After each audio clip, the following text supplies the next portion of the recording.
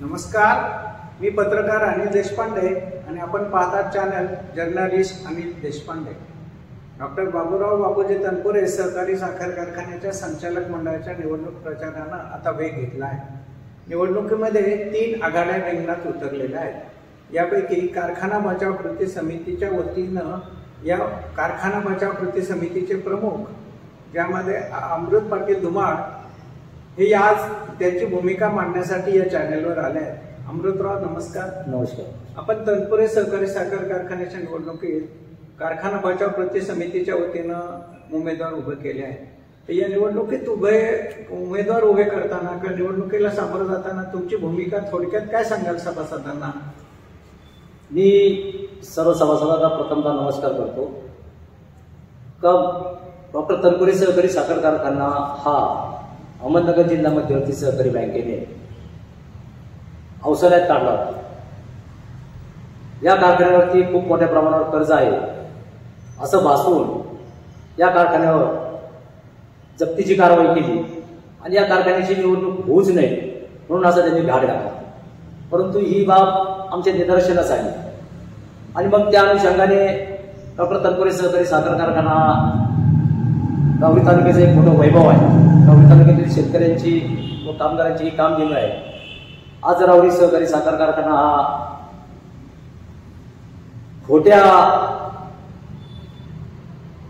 खोटं कर्ज दाखवून त्याच्यावर जी कायदेशीर प्रक्रिया जी चुकीची केली आहे आणि या चुकीच्या कारवाईमुळे आज या राहुरी तालुक्याची कामधेनू, या कारखान्याचं वैभव, या तालुक्याचं वैभव हे संपुष्टात येईल। म्हणून मग आम्ही खऱ्या अर्थाने अरुण कडू, संजय पोटे, भरत पाटील पेरणे आम्ही सर्वांनी समविचारी लोकांनी एकत्र येऊन यावर चर्चा केली आणि डॉक्टर तनपुरे सहकारी साखर कारखान्याची निवडणूक झाली पाहिजे, हा कारखाना जप्त केला नाही पाहिजे। आणि मग त्यासाठी आम्ही संभाजीनगर येथे उच्च न्यायालयाचे ॲडव्होकेट अजित काळे साहेबांच्या मार्गदर्शनाखाली एक याचिका दाखल केली आणि कोर्टाच्या निदर्शनास आणून दिलं तर मेहरबान या राहुरी सहकारी साखर कारखान्याची जी कारवाई झालेली आहे ती बेकायदेशीर आहे, चुकीची आहे, कशी झालेली आहे याची संपूर्ण पिटिशन आम्ही ॲडव्होकेट अजित काळे साहेबांच्या मार्फत उच्च न्यायालयात दाखल केले आणि त्या अनुषंगाने उच्च न्यायालयाने आदेश पारित केले तर डॉक्टर तनपुरे सहकारी साखर कारखान्याची निवडणूक ही घेण्यात यावी। आणि आज त्या निवडणुकीला आज आम्हाला खऱ्या अर्थाने आमच्या चेहऱ्यावर आम्हाला जे समाधान आहे, आज उच्च न्यायालयाच्या आदेशामुळे तनपुरे सहकारी साखर कारखाना जिवंत राहिला, कामगार जिवंत राहिला गेला, तालुक्यातील ऊस उत्पादक सभासद जिवंत राहिला आणि या तालुक्याचं वैभव जिवंत राहिलं याचा आम्हाला सार्थ अभिमान आहे। आपण कारखान्याच्या कर्ज आहे कारखान्यावरती खूप मोठ्या प्रमाणामध्ये आणि त्यामुळे आता हा कारखाना खरंच चालू शकेल की नाही असे सगळे शेतकरी लोकांमध्ये संभ्रम आहे। तर नाही काय सांगाल? कारखान्यावर कर्ज आहे नाही आहे हा खूप मोठा विषय। कारखान्याच्या स्थापनेपासून या कारखान्यावरती अनेक स्थित्यंतरं झाली आणि मग त्या झालेल्या स्थित्यंतरामध्ये मिसमॅनेजमेंटमुळे या कारखान्याची आर्थिक स्थिती खालवली गेली। परंतु कारखान्यावर फार मोठं कर्ज आहे, कारखाना आर्थिक संकटात सापडलेला आहे असं आम्ही मानणार नाही। परंतु ही फक्त बोकाडी केली गेली तर कारखाना आर्थिक संकटात आहे, पण त्याच्या मागे खूप मोठं राजकीय षडयंत्र होतं। हा कारखाना बंद पाडून कुणाच्या तरी घशात घालण्याचा हा खूप मोठा डाव होता। हे आमच्या सगळ्यात लक्षात आल्यानंतर आम्ही उच्च न्यायालयामध्ये दाद मागितली आणि उच्च न्यायालयाने आपल्याला न्याय दिला आणि आज ह्या कारखान्याची निवडणूक होऊ घातलेली आहे। याच्यामध्ये आम्ही कारखाना बचाव कृती समितीने मी माझे 13 संचालक उभे केलेले आहेत, ते सगळे उच्च शिक्षित आहेत आणि आम्हाला खात्री आहे हे 13 संचालक कारखाना चालवण्यासाठी सक्षम आहेत। आम्हाला कल्पना आहे तर तिथं असताना कारखान्याचे कामगार असतील त्यांची कामगारांची दिनी थकलेली आहे पगाराची, ती देण्यासाठी आम्ही कटिबद्ध आहे। परंतु कारखाना पहिला चालू करणं हा खरा प्रामाणिक हेतू राहील, तो महत्वाचा आहे। कारखाना चालू झाला तर कामगारांचे पगार चालू होतील, त्या दृष्टीने कामगारांनी आम्हाला सहकार्य करावं. तर आम्ही निश्चितपणे सांगू इच्छितो का ज्या अर्थी आम्ही उच्च न्यायालयाकडून कारखान्याची निवडणूक व्हावी आणि कारखाना सभासदांच्या मालकीचा राहावा, हा उच्च न्यायालयाने आम्हाला खूप मोठा दिलासा दिला.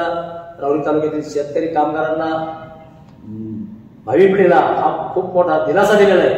तेव्हा आम्हाला खात्री आहे का आम्हाला जर 13 संचालकाला कारखाना बचाव कृती समितीच्या या उमेदवारांना राहुरी तालुक्यातील ऊस उत्पादक सभासदांनी जर आम्हाला निवडून देण्याची संधी दिली तर निश्चितपणे आम्ही कारखाना चालू करू, चालून दाखवू आणि कारखान्याच्या कामगारांनाही न्याय देण्याचं काम आम्ही करू. आपण कोणाकोणाचं सहकार्य घेणार असं म्हणाल कारखाना चालवण्यासाठी? कारखाना चालवण्यासाठी आता प्रथमतः आम्हाला राहुरी तालुक्यातील ऊस उत्पादक सभासदांचं फार मोठं सहकार्य लागेल.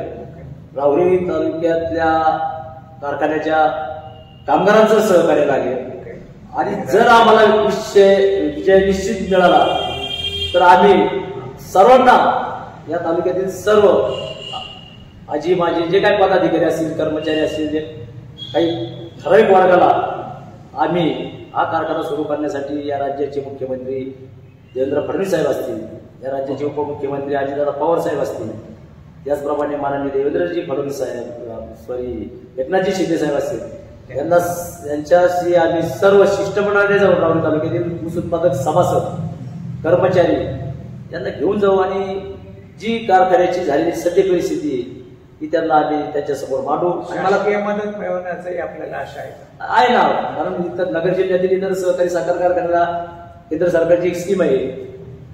त्या स्कीम मध्ये मोठ्या प्रमाणात तसं आपल्या कारखान्याला मिळू शकतं. जर तुम्ही आपण असं म्हणाल की कारखान्यावर कर्ज नाहीत आणि कारखान्याची मोठ्या प्रमाणावर येणी वसूल झाली तर कर्ज तेवढी रक्कम त्यापेक्षा जास्त येण्याची रक्कम. हो, त्या दृष्टीने आमच्याकडे सगळे कागदपत्र आहेत, त्या दृष्टीचे सगळे पेपर्स आमच्याकडे आहेत. जर आम्हाला सभासदांनी न्याय दिला निश्चितपणे आम्ही त्या संदर्भात उच्च न्यायालयामध्ये याचिका दाखल करणार आहोत आणि आम्हाला निश्चित खात्री का या कारखान्याच्या जे कर्ज दाखवलं आहे अशी जी भोकडी निर्माण केलेली त्याला आम्ही उच्च न्यायालयामध्ये दाद मागणार आहोत आणि हा कारखाना कर्जमुक्त करण्यासाठी न्यायालयाचा आधार घेऊन कारखाना कर्जमुक्त करा. कारखान्यांनी जितक्या कोटीचं कर्ज काढलं होतं त्यापेक्षा कितीतरी मोठ्या प्रमाणावरती त्या कर्जाच्या रकमेच्या कितीतरी अधिक पटीनं व्याज पोटी कारखान्यानं जिल्हा बँकेकडे जमा केलं आहे. त्यामुळं किती प्रमाणामध्ये व्याज वसुली करावी याबाबत काही नियम आहेत की नाही असा एक प्रश्न शेतकरी सभासद विचारत असतात. आज आपण या ठिकाणी यांची भूमिका या चॅनलवर येऊन आपण कारखाना बचाव कृती समितीची भूमिका मांडली, त्याबद्दल आपले आभारी आहे. धन्यवाद. बाबूराव बापूजी तनपुरे सहकारी साखर कारखान्याच्या संचालक मंडळाच्या निवडणुकीच्या प्रचारानं आता वेग घेतलेला आहे आणि या अनुषंगानंच कारखान्यातील 3 मंडळ या निवडणुकीच्या रिंगणात उतरलेले आहेत. त्यापैकी शेतकरी विकास मंडळाचे प्रमुख राजूभाऊ शेटे आज आपल्याकडे आले आहेत. नमस्कार राजूभाऊ. नमस्कार. मला सांगा, आपण कारखान्याच्या निवडणुकीत प्रथमच उतरला तर काय आपली नेमकी भूमिका आहे? कारखान्याच्या निवडणुकीमध्ये सहभाग घेण्याचं कारण असं आहे की आज आपण बघितलं की या 2011 पासून या कारखान्याची परिस्थिती बघतो आहे. कारखान्यात तुम्ही 2011 बघितलं असाल, जनरल मीटिंग होती. त्या जनरल मीटिंग मध्ये आज काय होणार आहे 2025ला ते मी 2011 सांगितलेलं होतं. त्यावेळेस आपल्या कारखान्यावरती 53 कोटी रुपये कर्ज होतं जिल्हा बँकेचं. त्या टायमाला मी म्हटलं होतो की आपण 10 जण एकत्र येऊ आणि 10 जण 10 कोटी रुपये करून 100 कोटी रुपये करू आणि ते 100 कोटी रुपये आल्यानंतर 53 कोटी रुपयाची जिल्हा बँक आहे ते आपण भरू आणि भरल्यानंतर तिचा नील दाखला घेऊ आणि कुठल्या तरी बँकेचं 100 कोटी रुपयाच्या आसपास कर्ज घेऊ. मग ते 100 प्लस हे 47 असे 147 कोटी रुपये आपल्याकडे राहिले असते आणि ते 147 कोटी रुपये जर आपल्याकडे असते तर आपण लोकांना सभासदांना काट्यावरती पेमेंट दिलं असतं. तर आज ह्या कारखान्याची परिस्थिती एकदम चांगली असते, कामगारावरती हे दिवस आलेले नसते आणि म्हणून त्यांनी त्या टायमाला या कुठल्या गोष्टीचा विचार केलेला नाही. आणि आज सर्व काही वेळ गेलेली आहे आणि वेळ गेल्यानंतर यांना शहाणपण सुचतंय का आपण कारखाना चालू शकतो, मी हे शिवधनुष्य पेलू शकतो. शिवधनुष्य कशाला म्हणतात की यांना माहित सुद्धा नाही. शिवधनुष्याचा अर्थ असा आहे का जिथे संकट येईल तिथे उभं राहिलं पाहिजे. मग ज्यावेळेस कारखाना अधोगतीला चाललेला होता त्यावेळेस ते शिवधनुष्य पेलावलं पाहिजे होतं. त्याचं नाव ते आज घेते आणि आज ती वेळ गेलेली आहे. हे त्यांच्या बदचं काम राहिलेलं नाही. कारखान्यावरती 295 कोटी रुपये खर्च झालेले आहे. ते मार्केट कमिटीचं उदाहरण देतात का मी मार्केट कमिटी सारखा कारखाना चालू शकतो. मार्केट कमिटी आणि कारखाना हा लय जमीन आसमानचा फरक आहे. म्हणून ते त्या पद्धतीने तो काय कारखाना चालणार नाही. आज त्यांनी पेट्रोल पंप हा एका प्रकारे ती कारखान्याची लूट आहे. तो जर कारखान्याला राहिला असता ते जर तिथं त्यांचे कर्मचाऱ्याचे जे आज जे वसाहत वगैरे आहे तो जर त्या कारखान्याने त्या कारखान्याच्या नावावर चालला असता. तिथं लाईट नाही. आज कर्मचाऱ्याची काय हाले ते त्यांना माहिती. आपल्याकडे 2 तास लाईट जर गेली आपण इन्व्हर्टरचं बटन दाबतोय, दिवा लावतोय, अशी परिस्थिती आपली होती. यांना तर एशीत बसून आयुष्य काढायची सवय लागलेली आहे. यांनी एक दिवस त्या वसाहतीत जाऊन बघितलं पाहिजे ना. तोच कारखाना जर कारखान्याचा पंप तो कारखान्याच्या ताब्यात असताना तो चालवला असता तर लेबरचा कर्मचाऱ्याचा प्रश्न तिथं लाईटचं कमीत कमी बिल भरता आलं असतं. तिथं जे टँकर येत आहे खाली होत आहे आणि कर्मचारी विकतात आणि तिथला पैसा येणार आहे. त्याच्या पद्धतीने तो डीडी काढायचा आहे आणि तो शासनाला ते आपल्या डिझेल टँकर जे येते त्या कंपनीला भरायचं आहे आणि इथं फक्त विकायचं त्याचा नफा येईल त्याच्यावरती आपल्याला ते काम करायचं. साधं सोपं गणित होतं. पण हे लोक कधीच दुसऱ्याचा विचार करीत नाही. यांना फक्त स्वतःच कळतं. हे दुसऱ्याचा विचार करूच शकत नाही. गेले कारखाना संस्थापक आहेत. संस्थापक असताना ज्या वेळेस दादांकडून कारखाना आला त्यावेळेस कारखान्याकडे 7 कोटी रुपये शिल्लक होते. त्याच्यानंतर 5 वर्ष दुसऱ्याकडे गेला, नाहीतर कायमस्वरूपी यांच्याकडे राहिलेला आहे कारखाना. तरी पण यांना ती मॅनेजमेंट जमलेलं नाही आणि आज सर्व काही संपलंय आणि तेव्हा हे म्हणते आम्ही हे शिवधनुष्य पेलू शकतो. हे शक्य होणार आहे यांना. आणि हे जे दाखवते ना हे अजिबात काही होणार नाही. यांना काय करायचंय, यांना कारखाना ताब्यात घ्यायचा आहे. शिक्षण संस्था स्वतःकडे ठेवणार हा कारखाना 100% कोणाला ना कोणाला चालवायला देणार आहे. त्याचं कारण असं आहे का त्यांनी इथं सवत आणून ठेवलेली आणि त्या सवतीसाठी हा कारखाना चालवा असं त्यांना वाटतच नाही. हा कारखाना प्रोसेसने दुसऱ्या चालवायला द्यायचा आणि हा पुन्हा बंद पडून टाकायचा. हे यांचं प्लॅनिंग आहे सर. आता एकंदरीत कारखाना चालवणं हे खूप अवघड आहे अशी चर्चा आपण सगळीकडेच ऐकतो. मग तुमच्याकडे नेमका काय प्लॅन आहे की जेणेकरून तुमच्या दृष्टीने असं वाटतं की तुम्ही कारखाना चालू शकता? कारखाना चालवणं अवघड काहीच नाही. जरी 295 ते 600 कोटी रुपये कर्ज आहे म्हणजे 595 कोटी रुपये कर्ज आहे. पण आपण जर त्याच्यावरती योग्य नियोजन केलं आणि सरकार दोन्हीकडे आमचं आहे. आज आपलं सरकार असल्यामुळं आम्हाला या गोष्टी कुठल्याही अशक्य नाही. विधानसभेला मी कर्डिले साहेबांना जेव्हा मदत केली तेव्हा त्यांना त्याच वेळेस सांगितलेलं आहे मी तुम्हाला विधानसभेला मदत करतो, तुम्ही मला कारखान्याला मदत करा. आणि कारखान्याला मदत करा तर त्याच्यात माझा काही फायदा नव्हता. मी कायमस्वरूपी कर्मचाऱ्याचा आणि सभासदांचा विचार केला. बाकी माझा कुठलाही तिथं हेतू नाहीये. मी आज जेवढा वेळ त्या कारखान्यासाठी देतोय आणि देणार आहे तेवढा वेळ जर मी माझ्या बिझनेस मध्ये दिला तर मी कोट्यधीश होऊ शकतो, अब्जधीश होऊ शकतो. पण मला पैशापेक्षा आज कर्मचारी आणि सभासद वर्ग हे महत्वाचे आहे. कामधेनू हे आपल्या राहुरी तालुक्याचं नाक आहे, ती वाचली पाहिजे. त्याच्यावरती व्यापारी जगतात, कामगार जगतात, शेतकरी जगतो, छोटा मोठा व्यवसाय करणारा जगतो. आणि याच्यामुळं मला पैशापेक्षा मला हे माझी जनता पुन्हा जगली पाहिजे, तिला पुन्हा परम वैभव आलं पाहिजे. आणि मला सर्वापेक्षा मला जनता महत्वाची. मला माझं काय असं करिअर कशात घडवायचं तर मला याच्यातच घडवायचं. मला माझं नाव व्यवस्थित राहिलं पाहिजे याच्यासाठी करायचंय. बाकी माझं दुसरं काही हेतू नाही. आपण असं म्हणालात की सरकार दोन्ही तुमच्या बाजूने आहे, तर आपण वरच्या पातळीवर काही कुणाशी बोललात या संदर्भात, काही चर्चा केली, काही सांगा असं वाटतं? आता वरच्या पातळीवरती बोलणं झालेलंच आहे. एवढी मोठी जेव्हा मी डेअरिंग करतो तेव्हा कुठं काहीतरी असल्याशिवाय होऊ शकत नाही ना. आता इथं नगर जिल्ह्यामध्ये कर्डिले साहेबांचं माझं बोलणं झालेलं आहे. ते जिल्हा बँकेचे चेअरमन आहेत. आणि राज्यामध्ये मुख्यमंत्री देवेंद्र फडणवीसचे आणि साहेबांचे संबंध चांगलेच आहे. आणि मी सेनेचं काम करतो तर उपमुख्यमंत्री शिंदे साहेबांचे माझे संबंध चांगले आहेत. आणि भरतशेठ गोगावले हे कोऑर्डिनेटर म्हणून मला एक मंत्री त्यांनी दिलेला आहे. हे सोपं नाही, हे कोणाच्या नशिबात नाही, हे आपल्या राहुरी तालुक्याचं नशीब एवढं चांगलं आहे का आपल्याला एक मंत्री कोऑर्डिनेटर म्हणून मिळतोय. तर ते कोऑर्डिनेटर नसून ते आपले एक मार्गदर्शक आहेत, माझे चांगले मित्र पण आहेत आणि ते माझ्या बरोबर आता कुठल्याही बारीक गोष्टीवरती विचारपूस करून ते पुढं मला मदत करतात आणि त्यांचा शब्द शिंदे साहेब कधी दावलीत नाही. त्याच्यामुळे शिंदे साहेब आपल्या 100% मदत करणार. सगळ्यात मोठं आव्हान एवढंच आहे की इतका मोठा जो पैसा लागणार आहे तो आपण उपलब्ध करण्यासंदर्भात शेतकरी सभासदांना काय विश्वास द्याल? पैसे उपलब्ध करणं अवघड जरी असलं पण ते एवढं की अवघड नाही की आपण करू शकतो, अशक्य वाटत नाही. आता अशक्य वाटत नाही. त्याचं कारण असं आहे का मला एक तर आधार त्यांचा शाब्दिक आधार तर आज खूप मोठा आहे. वेळ आली तर ते काही पण माझ्यासाठी करू शकतात, हे पण आहे. पण योग्य ठिकाणी योग्य माणसं जर वापरले तर जास्त त्रास त्यांना पण देण्याची गरज पडणार नाही. आजची राहुरी तालुक्याची परिस्थिती अशी आहे, आज आपल्याकडे 20,000 सभासद आहेत. ते बायलॉज मध्ये आता त्यांनी 15,000चा शेअर्स केलेला आहे. पहिला 10,000 होता, आता 15 केलेला आहे. तर आपल्याला 10 कोटी रुपये हेच उपलब्ध होतात आणि कारखाना जेव्हा आपल्याकडे येणार आहे तेव्हा मी एक 20,000 शेअर वाढायचं डोक्यात आहे माझ्या. तर 30 कोटी रुपये आपल्याला उपलब्ध होतात. शिक्षण संस्था वगैरे, पेट्रोल पंप हे पुन्हा आपण सर्व गोष्टी चालू करणार आहे तर त्याच्यातून थोडे पैसे आपल्याला मिळणारच आहे. त्याच्यातून आपल्याला 10-5 कोटी रुपये भेटू शकतात. मग हे जर भेटले एवढे पैसे तर त्याच्यापैकी आपल्याला कर्मचारी देणं हे प्रायोरिटी मी पहिले ती केलेली आहे त्याच्यावरती.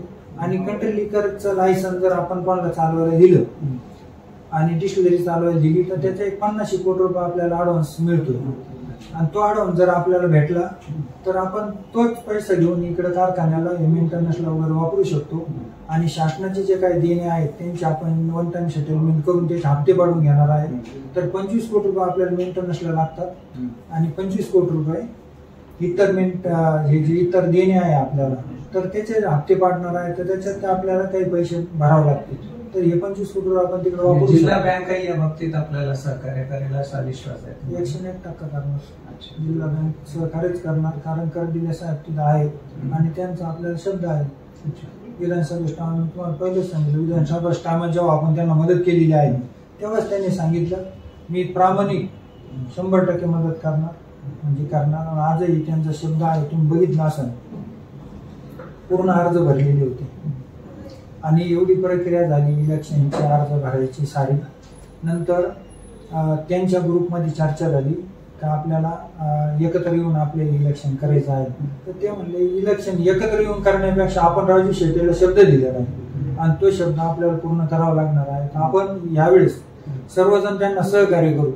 तर साहेबांचा शब्द त्यांचे सर्व सहकारी आहेत ते काय छोटे मोठे नाहीत तरी पण ह्या राहुरीची कामधेनू म्हणून त्यांनी सर्वांनी एक विचार करून एक पाठिंबा द्यायचं त्यांनी जवळजवळ ठरवलेलंच आहे. आणि म्हणूनच त्यांनी ते अप्रत्यक्षरित्या विड्रॉल करून ते दाखवून दिलेलं आहे.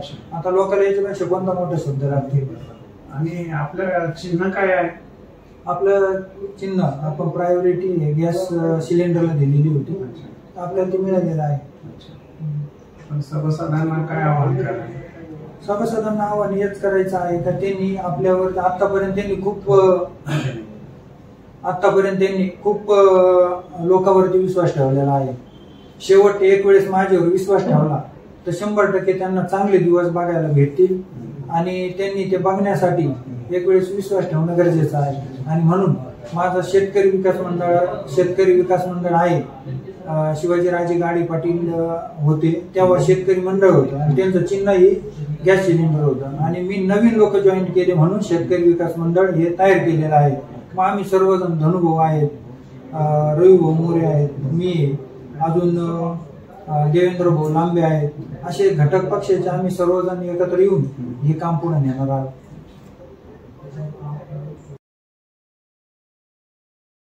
डॉक्टर बाबूराव बापूजी तनपुरे सहकारी साखर कारखान्याच्या संचालक मंडळाच्या निवडणुकीच्या प्रचारानं आता वेग घेतला आहे. आरोप प्रत्यारोपण आणि सभासदांच्या गाठीभेटी आणि छोट्या छोट्या बैठकांमधनं प्रत्येक मंडळ आपापली भूमिका सभासदांसमोर विशद करत आहे. या 3 मंडळं निवडणुकीच्या रिंगणात उतरलेले आहेत. त्यापैकी जनसेवा मंडळाचे प्रमुख ज्यांच्या नेतृत्वाखाली आज यावर्षी प्रथमच अरुणसाहेब तनपुरे राहुरी बाजार समितीचे सभापती यांच्या नेतृत्वाखाली जनसेवा मंडळ ही निवडणूक लढवत आहे। राहुरी नगरपालिका, त्यानंतर बाजार समिती, त्याचबरोबर जिल्हा सहकारी बँक या माध्यमातून अरुणसाहेबांनी केलेलं कार्य आपल्या सर्वांसमोर आहेच। या कारखान्याच्या निवडणुकीच्या अनुषंगानं आज त्यांची भूमिका विशद करण्यासाठी त्यांना आपण या ठिकाणी निमंत्रित केलं आहे। अरुणसाहेब नमस्कार। या कारखान्याच्या निवडणुकीत आपण प्रथमच आपल्या नेतृत्वाखाली जनसेवा मंडळ निवडणूक लढवत आहे, तर आपण काय सभासदांसाठी काय सांगाल तुमची भूमिका जनसेवा मंडळाची? म्हणजे 90 साली मी राहुरीच्या राजकारणामध्ये त्या ठिकाणी राजकीय याच्यात प्रवेश केला। प्रथमतः राहुरी नगरपालिका, त्यानंतर मुळात इलेक्ट्रिक सोसायटी, त्याचबरोबर अहमदनगर जिल्हा मध्यवर्ती बँक आणि विशेषपणे बाजार समिती या 4 मोठ्या संस्थेवर मला काम करण्याची संधी त्या ठिकाणी मिळाली। आणि आज कारखाना अत्यंत अडचणीत असताना या कारखान्याचं चालवायला घेऊन त्याप्रमाणे चांगल्या प्रकारे नियोजन करून जो माझा या 4 संस्थेमध्ये जो अनुभव आहे त्याचा उपयोग करून मी त्या ठिकाणी चांगलं काम करतो ते म्हणून आपण आज सभासदांपुढे त्या पॅनलचं नेतृत्व करून म्हणजे कारखाना चालू शकेल की नाही आज अशी परिस्थिती आहे। अशा परिस्थितीमध्ये आपण सभासदांना एक विश्वास देऊ शकता की तुम्ही कारखाना चालवू शकता जनसेवा मंडळ? होय, निश्चितच। कारण या 4 संस्थांचा अनुभव आणि त्याचबरोबर आमची राजकीय जी काही पुणे आहे नंतर परवाची ती मला माहिती आहे आणि या कारखान्याशी आमचं तंत्रज्ञानाचं भावनिक नातं त्या ठिकाणी आहे आणि हा आज कारखाना बंद असलेला आम्हाला त्या ठिकाणी म्हणजे सर्वसामान्य सभासदाला सोबतो त्या दुःख त्या ठिकाणी होते। अशा वेळेस आपण मागे राहून त्या कारखान्याचं काय त्या ठिकाणी व्यवस्थित त्या ठिकाणी होऊ शकत, मग आपण त्या ठिकाणी ॲक्टिव्ह होऊन चांगल्या सहकार्यांना बरोबर घेऊन आम्ही निवडणुकीला सामोरं आज कारखान्यावरती काही कोट्यवधी रुपयाची कर्ज आहे आणि मग मोठ्या प्रमाणात भांडवल इतक्या मोठ्या प्रमाणात कसं आपण उपलब्ध करणार, काय सांगाल सभासदांना? कर्जामध्ये मुख्य कर्ज हे अहमदनगर जिल्हा मध्यवर्ती सहकारी बँकेचं कर्ज आहे 150 कोटी जवळजवळ, ते मुख्य कर्ज आहे। बाकीचे हे इतर प्रायव्हेट फंड असेल, सरकारी देणे असतील, त्या ठिकाणी इतर टॅक्सेस वगैरे असतील, ते कर्ज जवळ साधारण 300-350 कोटी त्या ठिकाणी असू शकते। एक्झॅक्ट आता असं सांगू शकत नाही आणि त्या 150 कोटीचं कर्ज जे आहे ते आपण एका संस्थेमार्फत आपण पैसे उपलब्ध करून बँकेला त्या ठिकाणी दिल्यानंतर बँक आपल्याला त्यानंतर हप्ते करून देऊ शकते। हा आमचा त्या ठिकाणी एक हे आहे विश्वास आहे। म्हणजे खाजगी संस्थेमार्फत आपण हे कर्ज भांडवल जे आहे वित्तीय संस्थेमार्फत आणि कामगारांची जी मोठ्या प्रमाणावर देणे आहे त्या कामगारांना तुम्ही काय सांगाल? हे आता जवळजवळ कामगारांचे 125 कोटीचे देणे येतात आणि खरं म्हणजे मूळ उद्देश सगळ्यात पहिला उद्देश होते कारखाना चालू झाल्याशिवाय कुठल्याही प्रकारचे आपल्याला फंड्स मिळू शकत नाही। नंतर पहिलं प्रायोरिटी ही कारखाना चालू झाल्यानंतर त्या ठिकाणी संचालक मंडळ निवडून गेल्यानंतर त्या ठिकाणी आर्थिक परिस्थिती काय ती लक्षात येईल। आज आपण फक्त तुम्ही बघतो अंदाज असतो, शिवाय त्या कारखान्याची मशिनरी आता 53-54 सालची आहे, तेव्हा जुनी आहे आणि त्याची त्या ठिकाणी कशा प्रकारे ती राहिलेली आहे त्याचे आढावा घेऊन नंतर आपण सगळ्या हे कारखाना चालवण्यासाठी एक मोठ्या राजकीय पाठबळाची किंवा सरकारची मोठी सरकारची आवश्यकता मदतीची आहे, तर आपण काय सांगाल या संदर्भात? आपण कुठल्या राज्य स्तरावरच्या नेत्यांची काही चर्चा वगैरे केली नाही? कारखाना ताब्यात आल्याशिवाय आपण कुठं त्या ठिकाणी जाऊ शकतो? आज आपण कुणाचा आशीर्वाद घेतला अशी मोठी तालुक्यात चर्चा चालू आहे की आपण काही राजकीय संबंध असतात त्यावेळी आपण खाजगी त्या ठिकाणी आपण बोललेलं आणि कामगारांचे देण्यासंदर्भात आपण काय सांगणार? नाही, आता हे ज्यावेळेस कारखाना ताब्यात येईल पण जर देणी किती आहे ते कॅल्क्युलेट करून मग धोरण करायला पाहिजे. आज आपण काही सांगू शकतो.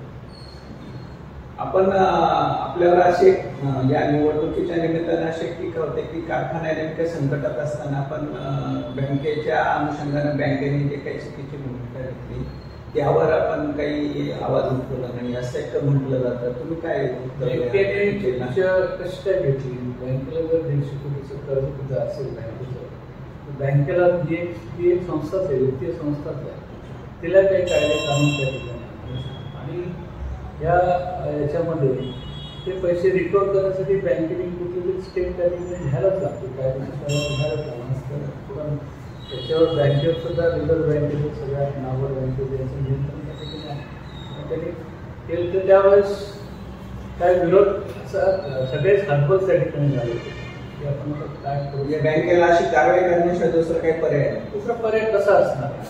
जेव्हा मी बँकेचं संचालक म्हणून जातो मला मग त्या ठिकाणी दोन्ही इकडे मला कारखान्याचं हित पण बघायचं, तिकडे बँकेचं पण हित बघायचं. तर म्हणजे संचालक त्या ठिकाणी मी जर त्या ठिकाणी विरोध केला असता म्हणजे मी बँकेच्या हिताला बाधा मी शांतपणे ज्या वेळेस त्या बँकेने आपल्या कारखान्यात सहकार्य केलेला 5 वर्षात 10 वर्षात त्यावेळेस मी कारखान्याच्या बाजूने त्या ठिकाणी मागितली मदतही केली त्या ठिकाणी. आपण प्रचाराच्या निमित्तानं सध्या गावोगाव बैठका दिल्या तर सभासदांची सामान्य शेतकऱ्यांची काय भावना तुम्हाला जाणवते नाही? खरं म्हणजे मी जे मार्केट कमिटीमध्ये काम केलं असेल इतर संस्थांमध्ये जे काम केलं आहे आज मार्केट कमिटी आपण महाराष्ट्रात एक चांगल्या पद्धतीने आर्थिक सुबत्ता असणारी मार्केट कमिटी असतात जे शेतकऱ्यांचं हित आपण करलेलं आहे. या कामाचा साधारण सर्व शेतकरी बदलून जाणार म्हणजे आपल्या तालुक्यात जर बाहेरच्या शेतकरी बदलून त्याची जाणीव त्या ठिकाणी आहे म्हणून एक थोडासा सॉफ्ट कॉर्नर आपल्याबद्दल त्या ठिकाणी शेतकऱ्याचं आहेच आणि आपण त्यांनाही विश्वास वाटतो की आपण त्या ठिकाणी करू शकतो. पण असं एक जाणवतं का तुम्हाला की सर्वसामान्य सभासदांची एक मात्र तीव्र इच्छा आहे की तुमचं राजकीय तुम्ही काय असेल ते घडामोडी घडू देत पण कोणत्याही परिस्थितीमध्ये हा डॉक्टर तनपुरे सहकारी साखर कारखाना हा सुरू झाला पाहिजे. कारण आपली ती एक सर्वांचीच कामं देणं आहे. कामगार असेल, शेतकरी असेल, सभासद असेल, व्यापारी असतील या सर्वांची शिक्षण संस्थेच्या माध्यमातून तालुक्याच्या सर्वांगीण विकासाला जो संधी मिळाली तो पुन्हा एकदा ते परमवैभव आपण देऊ शकाल असं सभासदांना काय सांगणार? नाही, मी माझी भूमिका माझ्या वेळामध्ये स्पष्ट केली होती की आपण आता मागे काय झालं ते सोडून देऊ आणि सगळ्यांनी एकत्र येऊन शक्यतो बेनोंद होत असेल तर चांगलं झालं पण बेनोंद होऊ शकली नाही. परंतु मागे काय झालं याची चर्चा करण्यापेक्षा आता पुढे काय करायचं याचं जास्त महत्त्व त्या ठिकाणी आहे आणि त्याप्रमाणे आपण जरी विरोधक जरी माया असतील तरी त्यांना बरोबर घेण्याची आपली सगळ्यांची इच्छा होतीच. परंतु दुर्दैवाने ते घडलं नाही कारण ही निवडणुकीची प्रक्रिया ही अर्ज भरायच्या अगोदरच होती नंतर होऊ शकत एवढा वेळ नव्हता. इतके अर्ज असतात तुम्ही कुणाला घेणार? तर आपण सभासदांना असा विश्वास देणार की यस मी हे धनुष्य केलो मी कारखाना चांगला बरोबर आहे. हे आता पहिले आमच्या पुढं जे टास्क असणार ते आपल्याला पैसे कसे उपयोग होतील ते पैसे बँकेत त्या ठिकाणी बोलणी करून त्या ठिकाणी कारखाना चालू कसा करायचा हा पहिला मुद्दा त्या ठिकाणी आहे आणि निश्चितच सभासदांना ही भूमिका माझी आपण कळवलेली आहे की त्यांना सांगतोय आपण अजून बऱ्याच ठिकाणी जायचं आहे परंतु त्यांचा विश्वास त्या ठिकाणी घेण्याचा प्रयत्न आम्ही करतो. आपलं काय निवडणूक चिन्ह काय ते जर सभासदांना आमच्या पॅनलला सर्व उमेदवारांना बशी चित्र त्या ठिकाणी चिन्ह मिळालेलं आहे त्यामुळे सर्व पॅनलच्या 21 उमेदवाराला बशी चिन्ह आहे आणि माझी सर्व सभासदांना विनंती आहे की आपण कंपोसी चित्र शिक्का मारून जास्तीत जास्त मतांना या पॅनलच्या उमेदवार निवडून द्या आणि आपली सेवा करण्याची संधी द्या. त्या कारखान्याचे जे काही तुमचे प्रश्न असतील ते प्रश्न सोडवण्यासाठी आमचं पॅनल निश्चितच म्हणजे त्या ठिकाणी आहे. आपण गेली 30-40 वर्ष राहुरीच्या राजकारणात विविध संस्थांच्या माध्यमातून जे काम आपण उभं केलं आहे त्या माध्यमातून आणि डॉक्टर दादासाहेब तनपुरे यांची पुण्याई या माध्यमातून पुन्हा एकदा कारखान्याला परमवैभव मिळवून देऊ शकतो असा एक विश्वास या आघाडीचे जनसेवा मंडळाचे प्रमुख अरुणसाहेब तनपुरे यांनी या ठिकाणी व्यक्त केला. अरुणसाहेब, आपण आमच्या चॅनलवर आलात आणि आपली भूमिका सभासदांना विशद केली त्याबद्दल धन्यवाद. आपण आमचं चॅनल लाईक करा, शेअर करा आणि सबस्क्राईब करा.